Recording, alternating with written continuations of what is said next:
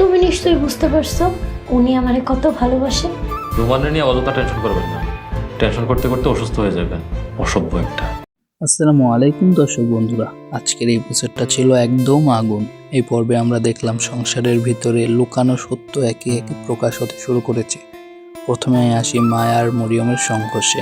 মরিয়ম এখনও নিজেকে জামালের ভবিষ্যৎ স্ত্রী ভাবছে, কিন্তু মা স্পষ্ট করে জানিয়ে দিল সেই বাড়ির বিবাহিত স্ত্রী আর তার অধিকার কেউ ছিনিয়ে নিতে পারবে না।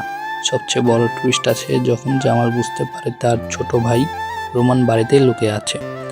যে মা সবার সামনে কান্নাকাটি করছিল, সেই মাই আসলে রোমানকে ঘরের ভেতরে লুকিয়ে রাখছিল।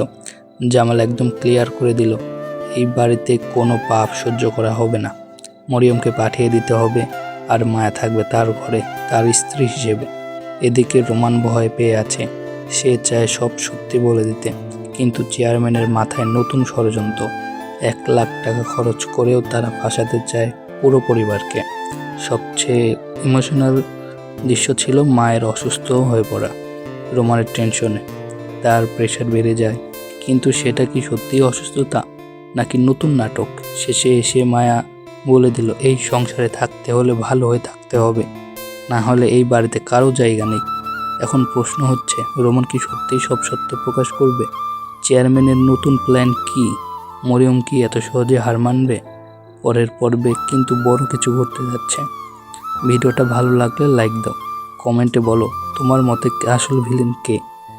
প্রতিটি পর্বের এমন নিখুঁত বিশ্লেষণ সবার আগে পেতে সাবস্ক্রাইব করে পাশে থাকো। দেখা হবে নতুন কোনো ভিডিওতে। আল্লাহ হাফেজ।